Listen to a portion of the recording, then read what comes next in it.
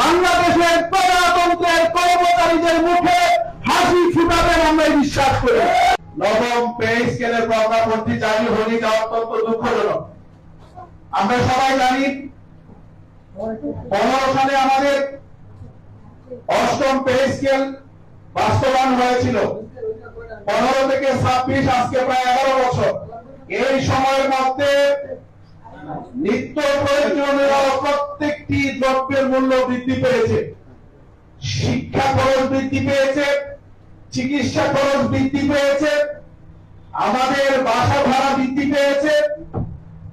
এক কথায় যদি বলতে চাই, জীবন যাপন করার জন্য যেই সমস্ত উপকরণের দরকার, প্রত্যেকটি উপকরণ 2 থেকে 3 গুণ বৃদ্ধি হয়েছে। কিন্তু প্রজাতন্ত্রের কর্মচারীদের বেতন ভাতাটি আর এই 11 বছরে বিন্দু মাত্র বাড়ানো হয় নাই, ঠিক না? আমরা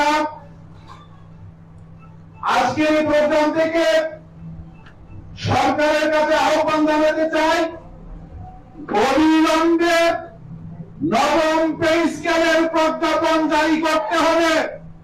কারণ মাননীয় প্রধানমন্ত্রী, আপনি আপনার জাতির উদ্দেশ্যে দেওয়া ভাষণে স্পষ্ট ভাষায় বলেছিলেন, আপনারা ক্ষমতায় আসীন হলে এই পে স্কেল আপনারা বাস্তবায়ন করবেন। আমরা জানি অর্থনৈতিক চাপ রয়েছে, আমরা চাচ্ছি না এক বাজেট থেকে আপনি এটা বাস্তবায়ন করবেন। আমরা চাই ধাপে ধাপে, প্রয়োজনে যদি 2টা বাজেটও লাগে, ধাপে ধাপে আপনি অবিলম্বে প্রজ্ঞাপন জারি করে দেন এবং প্রয়োজনে কয়েকটি ধাপে আপনি এই পে স্কেলটি বাস্তবায়নের উদ্যোগ গ্রহণ করবেন বলে আমরা বাংলাদেশের প্রজাতন্ত্রের কর্মকর্তা কর্মচারীরা আমরা আশা করছি। আমরা সরকারের কাছে আহ্বান জানাতে চাই, আমরা যেহেতু এটা নিয়ে ইন্টারিম গভর্নমেন্টের সময় থেকে কাজ করছি এবং এখনো কাজ করছি, ইতিমধ্যে রমজান মাসে আমরা কয়েকটি প্রোগ্রাম করেছি পে স্কেল নিয়ে এবং কয়েকটি ইফতার মাহফিলে আমরা এই ব্যাপারে কথা বলেছি।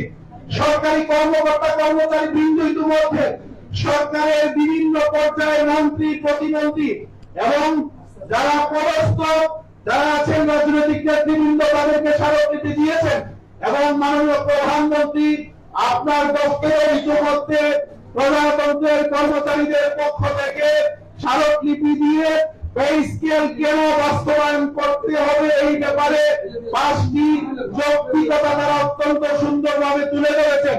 আমি বিশ্বাস করি শহীদ প্রেসিডেন্ট জিয়াউর রহমানের সন্তান হিসাবে বাংলাদেশের বারবারের প্রধানমন্ত্রী দেশনেত্রী বেগম খালেদা জিয়ার